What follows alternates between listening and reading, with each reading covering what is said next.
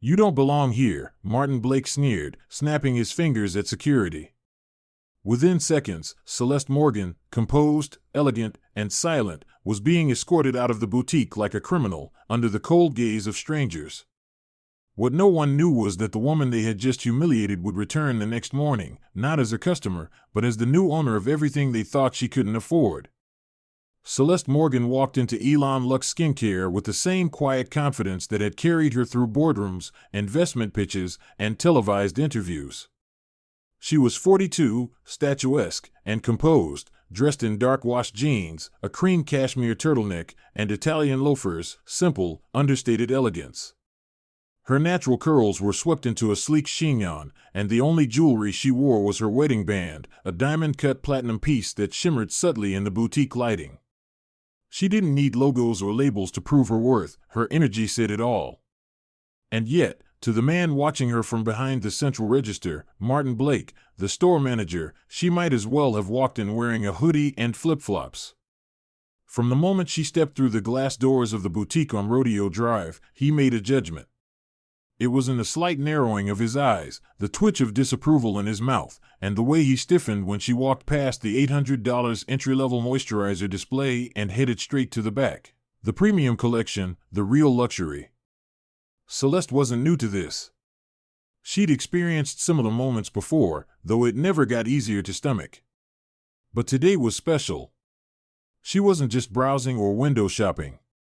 She was here to purchase the full Radiance collection, 6 pieces housed in hand-blown glass containers, enriched with pearl peptides and rare botanical serums, priced at a clean $20,000.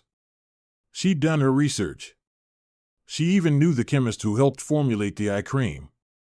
Martin, on the other hand, had already written the story in his head. A middle-aged black woman, alone, no designer purse, no obvious glam squad in tow. He'd seen the type, or so he thought. Social media influencers looking for free samples. Curious outsiders wandering in off the street. Dreamers. Not buyers. He watched her pick up one of the limited edition jars and lean in to read the ingredient list. That was his cue. "Excuse me," he said, approaching her from behind, his voice dipped in fake courtesy. "Can I help you find anything in particular?" Celeste turned to him with a warm smile. "No, thank you. I've already found what I'm looking for. I'm purchasing the full set." Martin's polite smile faltered. He glanced her over, head to toe, and then looked back at the jar in her hand. "That collection requires an appointment, ma'am. And verification of purchase intent. We've had issues." Celeste arched one eyebrow, the smile never leaving her face. "Verification of purchase intent," she repeated, her voice smooth, melodic. "Do you ask everyone for that, or just me?" Martin stiffened. "I'm sorry, but it's policy. We've had people come in to touch and photograph our products for social media. These are luxury items. We don't allow window shopping in this section." Around them, the boutique hummed in hushed tones. Sales associates hovered around white women in Balenciaga and Tom Ford. No one else was being asked for purchase intent. One woman was literally sampling a $300 serum with her bare fingers, chatting loudly on her phone. No one questioned her right to be there. "I'm not here to take pictures," Celeste said, her smile fading just slightly. "I came to make a purchase." Martin crossed his arms. "Do you have ID?" Celeste blinked. "Excuse me? I'll need to verify your information. We require financial vetting for transactions above $10,000. It's standard." "That's odd," she said. "Because when I bought the same set at your Paris location, no one asked me for proof of wealth." Martin's face flushed, but he held firm. "This is Rodeo Drive. We have a different standard." Celeste's jaw tensed. She stepped forward, her voice lowering. "And what standard would that be, Mr. Blake?" "Martin Blake." "Store manager," he said, puffing slightly. Celeste nodded. "Well, Mr. Blake, I find it interesting that your standard seems to apply selectively." Martin leaned in closer, his voice tight. "Ma'am, these products cost more than most people's rent. If you can't afford them, I suggest you step away before you damage something." The words hit like a slap, not just because of the insult, but because of how publicly he delivered them. A few customers turned their heads. One teenage associate gasped softly behind a display case. Celeste didn't raise her voice. She didn't tremble. She simply reached into her tote, pulled out her phone, an older model, slightly scuffed, and dialed a number she knew by heart. "Julian," she said when the line picked up. It happened again. She listened for a moment, her eyes never leaving Martin's. "Yes." "Elon Lux. Rodeo Drive. I'll wait outside." Martin looked confused, then triumphant. "Good idea," he said smugly. "You can wait for a rideshare out on the sidewalk." Security. The two guards who had been posted at the back entrance approached quickly. One of them, a tall, bald man with a Bluetooth earpiece, barely glanced at Celeste before grabbing her by the elbow. "I can walk," Celeste said, pulling her arm away without raising her voice. "There's no need to put your hands on me." But they didn't stop. One stood on each side, walking her toward the front doors like she was a shoplifter. She kept her shoulders back, her head held high, even as whispers began to ripple through the store. Martin followed a few feet behind, arms folded across his chest, a smug grin plastered across his face. As the glass doors swung open and Celeste stepped out into the California sun, she paused. Straightened her sweater. Smoothed her trousers. Then, with the phone still in her hand, she spoke again. "I'm fine," she told Julian. "But no, don't let it go this time. I'm tired." She hung up. What Martin Blake didn't know, what he couldn't possibly have imagined as he turned back inside, satisfied that he'd handled another potential nuisance, was that the woman he had just humiliated wasn't just wealthy. She wasn't just married to a tech billionaire. She was married to Julian Morgan, CEO and founder of Morgan FutureWorks, the man whose portfolio had recently acquired interests in global luxury goods, including Elon Lux's parent company, Vera Global Holdings.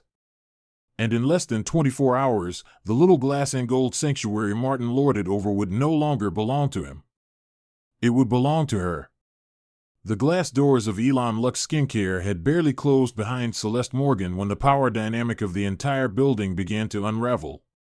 Inside, Martin Blake returned to his domain with a smirk of self-satisfaction, completely unaware that the woman he had just escorted out wasn't just another window shopper.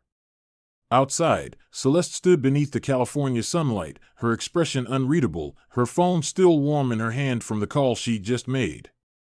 She didn't pace. She didn't cry. She simply walked to the corner, waved at her driver, and disappeared into the afternoon like a calm before a storm. But storms don't announce themselves, they arrive in silence and change everything. And less than 24 hours later, a storm named Julian Morgan would come to collect. At exactly 9:55 a.m. the next morning, a gleaming Rolls-Royce Phantom pulled up to the curb in front of Elon Lux, followed by a second, identical model, and then by a convoy of 4 matte black SUVs. The vehicles moved in synchronized precision, parking in a perfect crescent that immediately drew the attention of every passerby on Rodeo Drive. The store staff, already inside preparing for the day's opening, glanced toward the storefront, curiosity piqued. And then the door of the first Rolls-Royce opened. Celeste Morgan stepped out, dressed in an ivory-white power suit that shimmered slightly beneath the soft morning light. Her hair was styled into a flawless bun, her heels clicked with the certainty of someone who no longer needed to explain herself. A gold lapel pin glinted on her blazer, a tiny phoenix, rising. Behind her emerged Julian Morgan, 6'3", dark-skinned and sharp-eyed, his tailored charcoal suit molded to his frame with the precision of a man used to commanding rooms with his silence. Alongside him, a battalion of legal counsel, PR directors, investment strategists, and executive assistants exited the SUVs. Every one of them carried a black leather portfolio embossed with the Vera Global Holdings insignia. Inside the boutique, the staff stared from behind the counters, unsure of what they were witnessing. Martin Blake, halfway through giving a pep talk to a junior associate, glanced up, his eyes locking on Celeste through the glass. At first, his brow furrowed in confusion. Why was she back? Then he noticed the entourage. The luxury cars. The purposeful stride. The way no one, not one person, tried to stop her as she approached the store. That's when it hit him. Celeste didn't pause. She didn't hesitate. She walked through the automatic doors like she owned the place. Because now, she did. The boutique, moments ago humming with soft jazz and fragrance, fell silent. Celeste stood just inside the entryway, scanning the room. The same chandeliers. The same overpriced lotions in glass cases. The same scent of bergamot and polished marble. And the same manager, Martin Blake, now visibly sweating. Julian stepped forward. "Good morning," he said, his voice calm but heavy with gravity. "I believe you remember my wife." Martin opened his mouth, but no sound came out. "I'd like to call a staff meeting," Julian continued. "Now. Before the store opens." The words landed like a gavel. Within minutes, the entire staff, sales associates, supervisors, assistant managers, had assembled in the center of the boutique. They formed a nervous semicircle in front of Julian and Celeste. No one knew what to expect. Then Julian nodded to one of his aides, who handed Martin a thick folder with gold-trimmed edges. "What is this?" Martin asked, though the tremor in his voice betrayed the question as rhetorical. Julian's response was measured and clinical. "As of 4:30 this morning, Vera Global Holdings, my company, acquired 67% of Luminary Brands Group, the parent company of Elon Lux Skincare." A collective gasp rippled through the staff. One of the junior sales associates stumbled back a step. Julian continued, "Which means as of right now, I own controlling interest in this store. And we're here to make some necessary adjustments." Martin blinked. This must be some sort of misunderstanding? Celeste cut in, her voice smooth but edged like a blade. "Like assuming I didn't belong in your store? Like having me publicly removed for daring to shop?" Martin opened his mouth again, but Julian held up a hand. "We've reviewed the security footage," he said flatly. "Every word. Every gesture. Every ignored customer of color. Every moment of blatant discrimination." Behind him, another team member rolled out a mobile screen. With a tap, a montage of security footage began playing silently, time-stamped videos of customers being ignored, followed, questioned, while white shoppers received champagne and handshakes. There was no need for sound. The expressions, the body language, the double standards, they said everything. The staff stood frozen. Some pale. Some ashamed. A few silently crying. Julian stepped forward, handing another document to Martin. "This is your termination letter. Effective immediately. You're being removed from all operations. You may collect your personal belongings, but your access to company systems is revoked. Security will escort you out." Martin stammered, his hands shaking. "Please, I didn't know who she was." Celeste stepped forward now, her voice soft but unmistakably firm. "And that's the problem, Mr. Blake. I shouldn't have to be someone for you to treat me with basic dignity." Security flanked Martin as he stood frozen, realizing the weight of what had just occurred. The once commanding manager of Elon Lux was now just another employee being walked out under watchful eyes. Julian turned to the rest of the staff. "We're not here just to fire one man. We're here to burn out the entire root system. A company built on exclusion is not a luxury brand, it's a liability." He nodded to another executive, who stepped forward with a clipboard. "As of today, this store will close for restructuring. All current employees will be reevaluated. Those who engaged in or enabled discriminatory practices will be dismissed. Those who treated customers with fairness and respect, regardless of status, will be offered positions in our new model. With higher pay, better training, and real accountability." The room buzzed with whispers. Some staff looked relieved. Some looked afraid, but all realized this wasn't just a performance. It was a revolution. Celeste looked out over the room one last time. I didn't come here to ruin anyone's life. I came here to buy a product. And in return, I was judged, humiliated, and discarded. Today, we take that power back, not just for me, but for every person who has walked into a luxury space and been made to feel small. The lights dimmed as the staff were handed individual envelopes, some containing offer letters, others termination notices. Celeste and Julian turned and walked back toward the entrance, their team flowing behind them like a current. Before stepping out into the daylight, Celeste paused. She looked back at the store one final time, still gold and glass and grandeur on the outside, but inside, finally, something was changing. She didn't need revenge. She had something better. Redemption. Justice. Legacy. 6 months had passed since Celeste and Julian Morgan walked out of Elon Lux Skincare, leaving behind a stunned staff, a crumbling culture, and a promise of change that was about to reshape the very definition of luxury.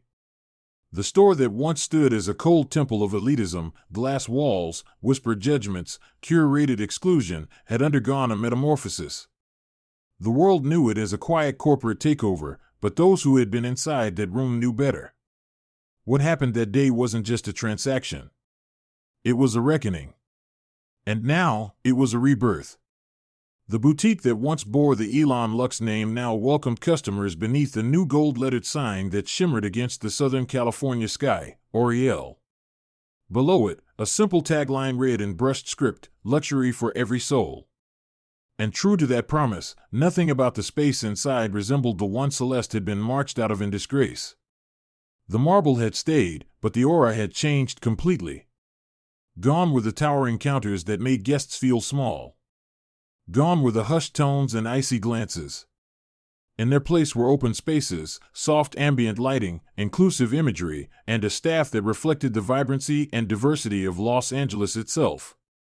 Oriel wasn't just a new name. It was a movement. And at the heart of it was Celeste Morgan. As global creative director, Celeste didn't just lend her name or vision. She rolled up her sleeves, traveled to every flagship location, interviewed dozens of former employees, especially those overlooked or mistreated, and spearheaded an overhaul of hiring practices, training protocols, and customer experience. True luxury, she told the board in her very first strategy meeting, isn't about price. It's about how people feel when they walk through our doors. And people were noticing. Within just 3 months of rebranding, foot traffic doubled. Repeat customers returned not just for the products, but for the way they were treated. For the first time, people who had once felt like intruders in high-end spaces felt like they belonged. And one of those people was Danica. Danica Jones had been a part-time associate at Elon Lux during its final year. A quiet young woman in her late 20s, she'd clocked in, done her job, and kept her head down. No one had ever asked about her passion for natural skincare. No one had known that she hand-blended face oils from recipes passed down by her Jamaican grandmother. No one had ever noticed the little glass vials she brought for coworkers as gifts. Until Celeste did. During the restructuring interviews, Celeste sat across from Danica, reviewing her personnel file. Most of the comments were generic, quiet, keeps to herself, no concerns. But one note stood out, not first-class material. Celeste closed the folder, looked Danica in the eyes, and asked softly, "What does first class mean to you?" Danica hesitated, then reached into her bag and pulled out a tiny cobalt bottle with a handwritten label. "To me, it smells like this." That single moment launched a partnership that would change both of their lives. Today, Danica's products were displayed proudly near Oriel's front entrance, under a glowing sign that read Danica Essentials, an Oriel collaboration. Customers could sample her line while reading her story, printed on cards in both English and Spanish, about tradition, healing, and the power of being seen. Meanwhile, the man who once believed himself a gatekeeper of luxury, Martin Blake, now worked in a different kind of skincare store.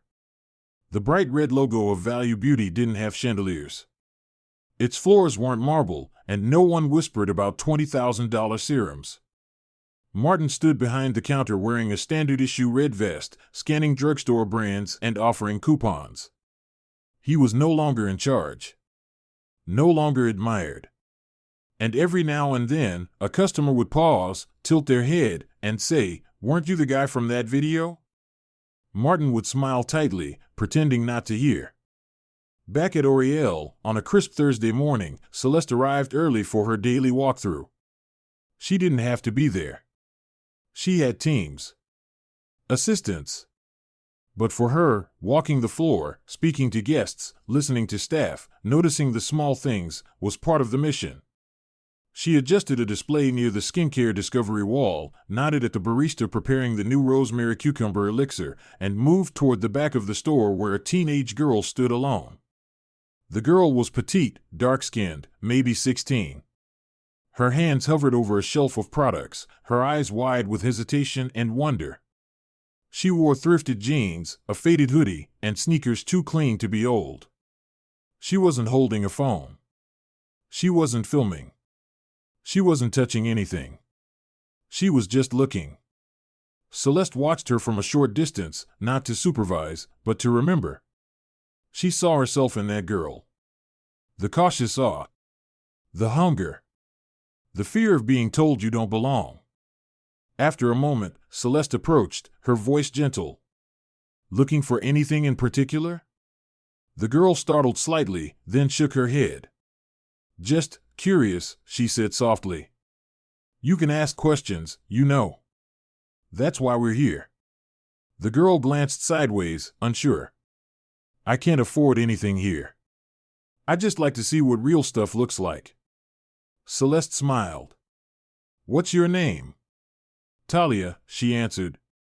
"Well, Talia," Celeste said, reaching for a sample bottle of Oriel's signature rose honey serum, "this is real. And it's for you." She handed the girl the sample. Talia took it reverently, like it was glass and magic all at once. "You said you like skincare?" Celeste asked. The girl nodded. "I want to study chemistry. Maybe make stuff like this one day." Celeste reached into her tote and pulled out a slim booklet. "This is our internship program. We're looking for young women just like you. Thoughtful. Curious. Driven. You should apply." Talia stared at her. "But you don't need anything more than what you already have," Celeste said warmly. "Just be who you are." As the day went on, Talia lingered in the store, flipping through the booklet, asking questions, chatting with staff. No one looked at her like she didn't belong. No one followed her. No one dismissed her. Because that was the world Oriel was built to create. Later that evening, as the last guests filtered out and the staff began closing procedures, Celeste gathered her team in the center of the store, a ritual sheet started from day one. "What did you do today?" she asked, "to make someone feel seen?" It was the store's new motto. Not just luxury. Not just beauty. But the kind of human connection that changes people from the inside out. And as the staff shared moments, helping an elderly man find a gift, welcoming a non-English speaker without judgment, encouraging a nervous teen to try her first moisturizer, Celeste listened with quiet pride. She looked around the glowing store, the shelves filled with both legacy brands and indie names. She saw color, warmth, invitation. Not just on the walls but in the people. And she smiled. Because 6 months ago, she was told she didn't belong here. Today, she owned the building, the brand, and most importantly, the narrative. True beauty isn't just in products. It's in people. It's in how we rise, how we lift, and how we make room for others to shine. That was Oriel. That was Celeste's legacy. And it had only just begun. In a world where appearances are often mistaken for worth, the story of Celeste Morgan reminds us that true power doesn't shout, it moves with quiet certainty. Celeste didn't raise her voice when she was humiliated. She didn't beg for respect. She embodied it. She stood in grace while others tried to strip her of dignity, and then, when the time was right, she reclaimed not just her place, but the entire system that sought to exclude her. The lesson here is simple but powerful. Your value is not determined by how others see you, it's defined by how you carry yourself, even when the world turns away. Discrimination, whether subtle or overt, is a wound many have carried in silence. But change doesn't always come from rage. Sometimes it begins with a whisper, a decision, a refusal to shrink. Celeste didn't seek revenge. She sought transformation. And in doing so, she redefined what luxury meant, not glittering shells or exclusivity, but human connection, dignity, and access. For anyone who has ever been overlooked, underestimated, or told they don't belong, this story is for you. You don't have to shout to be heard. You don't have to fight dirty to win. Your quiet strength, your unwavering presence, and your belief in who you are, that's your power. To those in positions of privilege or leadership, let this be a mirror. How do you treat those who don't look like your usual customer, your typical colleague, your expected guest? It costs nothing to give respect, but it can cost everything when you withhold it. The culture you build, the assumptions you tolerate, and the silences you maintain all have consequences. From the ashes of exclusion, Celeste built Oriel, a space where everyone is seen, heard, and valued. And that's the kind of legacy we should all strive to leave. From all of us here at Us Justice Stories, thank you for listening, for believing in justice, and for being part of a community that values dignity and truth. If this story moved you, inspired you, or reminded you of your own journey, we encourage you to share it. Let others know that quiet strength can change the world. And remember, true beauty isn't just in products. It's in the people we uplift. See you in the next story. Stay strong. Stay seen. Stay proud.